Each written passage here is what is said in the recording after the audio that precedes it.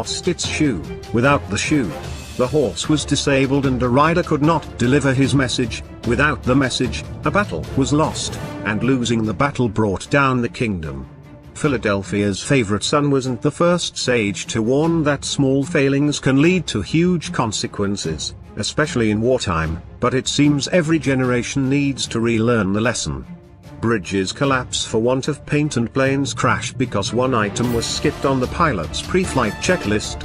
Then there is the US Army's failure to install a simple warning system on its combat vehicles for detecting the most common means by which enemies target them.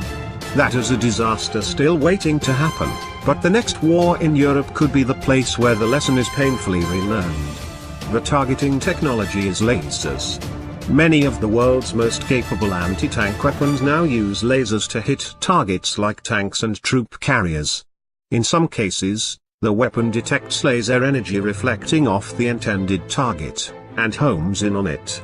In other cases, the weapon literally rides the laser beam to the target. In either case, the outcome can be devastating. For instance, the Russian military has a laser beam riding anti-tank missile referred to by Western intelligence as the AT-14 Cornet that can penetrate 1,000 millimeters, roughly a yard, of heavy armor from 3 miles away. The weapon has been sold to a dozen countries, including Iran and Syria. Without a laser detector to warn the missile's arrival is imminent, US soldiers in an ABRAMS tank or Bradley troop carrier might have no idea they are under attack. So it is worrisome that the US Army is the only major ground force in the world that lacks laser detection capability on its combat vehicles. Army leaders are aware of the danger. In fact, they stated a requirement for laser detectors on combat vehicles way back in 1994, well before the Cornet was fielded, and then went on to select the system they wanted to install on future vehicles a decade ago. But the service was bogged down fighting terrorists and the vehicles got cancelled, so not much was done. End result, US Army units in Europe may soon be facing Russian T-90 main battle tanks equipped with several different types of laser targeting devices, and have no way of knowing when any of those systems are trained on friendly armor. If a tank commander knows he or she is being targeted, they can maneuver out of harm's way or they can release obscurants like smoke to hide their tank's location. But if they don't know they are under attack, they will probably suffer a quick and horrible death.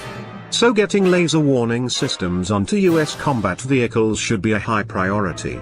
The Army equipped its helicopters with such technology long ago, and the solution it selected during the Bush years for ground vehicles is an inexpensive adaptation of that same technology, made by UTC Aerospace Systems, a contributor to my think tank, in Danbury, Connecticut.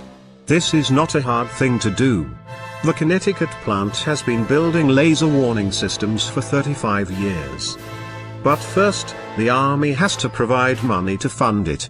Somehow, something else always seems to be a higher priority in the Army's overstretched budget. Maybe that isn't so surprising, since it wasn't until the Russian invasion of Ukraine 3 years ago that Army leaders realized they might have to fight a numerically superior, well-equipped foe in. The US Army began the search for a new main battle tank. The M-48 M-60 series of tanks had reached a design dead end, and the Army desired a clean sheet design to incorporate new technologies, including a gun-fired anti-tank missile. The Pentagon initially tried to cooperate with West Germany on a new tank, MBT-70, but the project was sunk by technical problems and cost overruns. In the wake of MBT-70, the Army tried again to develop a new tank, a design that was eventually known as the XM-1 and later the M1. The new tank would incorporate major advances in firepower, protection and mobility, but committing to an ultimate design would involve heated battles, and compromises, between all three. The heart of any tank's offensive firepower is the main gun. The Army had previously wanted to arm MBT-70 with a 152mm tank gun capable of firing both shells and the Shillelagh gun-launched anti-tank missile. Unfortunately, reliability problems doomed the Shillelagh and the Army went back to conventional tank guns. The Soviet Union's primary tank was the T-62, armed with the U-5 TS 115mm gun, while the US Army's M-60 tank was armed with the M-68 105mm gun. Although the Soviet gun was technically bigger, this did not particularly bother the US Army, which preferred to stick with the 105 for the XM1. The Army's argument was that the 105's armor penetration qualities were still good enough and that the tank could store plenty of ammunition, 55 rounds of all types, inside the hull and turret. In a list of performance characteristics listed by the Army by priority, main gun killing power actually came third, behind armor protection and surveillance and target acquisition. Ironically, it was the civilian leadership at the Pentagon that wanted a larger gun, and that pushed for the West German-developed Rheinmetall 120mm gun. Although the gun would carry fewer, 40, rounds, it would future-proof the ABRAMS against future threats. The Pentagon was worried that newer Soviet tanks, including the 125mm armed T-64, would outclass the XM1 even as it entered production. In the end, both sides came to a compromise. Early production M1 models would come with a 105mm gun, but would be upgradable to their Rheinmetall 120mm. The next version of the tank, the M1A1, would be built at the factory with a bigger gun. The M1A1 began production in the mid-1980s, and by 1991 was widespread enough that the Army was able to field an all-M1A1 tank force to face off against the Iraqi Army's Lion of Babylon variant of the Soviet T-72 main battle tank in Operation Desert Storm. While the brass was satisfied with a smaller gun, it didn't want to compromise on armor protection. Army officials had heard of a new British breakthrough in armor technology nicknamed Burlington, later nicknamed Chobham after the closest village to the UK's Royal Armament Research and Development Establishment. RAD had undertaken major research to defeat Shaped Charge Warhead's common handheld RPG-7 rocket-propelled grenade launcher and Soviet anti-tank guided missiles. It had experimented with a variety of steels and ceramics. It even experimented with polypropylene plastic, which was found to have, pound for pound, greater protective powers than steel. Unfortunately, a pound of polypropylene was much larger by volume than a pound of steel, and the corresponding bulk made it impractical. The so-called Chobham armor was a mixture of steel and ceramics, but the major design contribution was the use of a honeycomb-like structure that broke up the molten metal jet that comprised a shaped charge explosive and absorbed its energy. The result was, according to author Orr Kelly, an armor that in tests at Aberdeen Proving Ground shrugged off shells fired at point-blank range. It was the M47 and M46 tanks. The patent featured advanced fire control that gave it nearly a 50% chance of a first-round hit at 1,500 meters, a reduction in crew from 5 to 4, and a hemispherical turret that gave excellent crew protection. The downside of the M48 was a mediocre 90mm main gun and appallingly bad range, 70 miles. Despite these mixed reviews, the patent was rushed into production in 1953. In 1956, British intelligence acquired information regarding the new Soviet T-55 medium tank. A radical departure from the wartime T-34 series, the T-55 featured the D-10 T-100mm rifled gun. This new threatened to outgun NATO armies whose tanks were largely equipped with 90mm guns, and as a result, the United Kingdom developed the 105mm L-7 gun. Known as the M-68 in American service, integrating the gun into the Army's tank fleet became a high priority.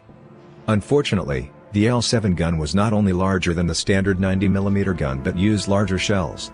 This necessitated a turret redesign to accommodate the new gun, which increased the internal volume of the turret while giving it a lower profile.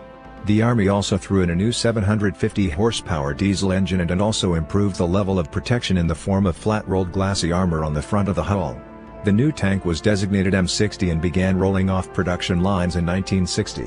Some 15,000 M-60s of all types rolled off assembly lines in Detroit, Michigan. The first upgrade to the M-60 line, the M-60A1, introduced a new turret-mounted spotlight, new turret interior with improved ergonomics, an infrared night vision system, and an improved reliability engine.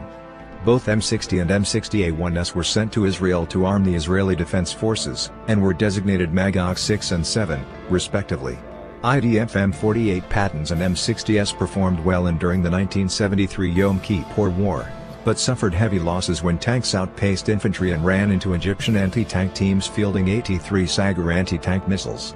The Israelis also discovered that the M-60's highly pressurized turret hydraulic fluid tended to catch fire, a major hazard to crews bailing out of damaged tanks. The Army's quest to develop a tank with leap-ahead anti-tank technologies led to the second M-60 variant, the M-60A2. The A2 replaced the gun and turret of the A1 with a redesigned turret and a 152mm gun missile launcher. This would allow the M-60A2 to engage enemy tanks at long distances with the Shillelagh anti-tank missile, allowing for a high probability of hit at ranges of up to 3,000 meters, while using 152mm gun shells for closer range and lightly armored targets. Unfortunately, the gun/missile launcher proved unreliable, as the recoil from firing the gun shells wreaked havoc with the missile launcher's sensitive electronics.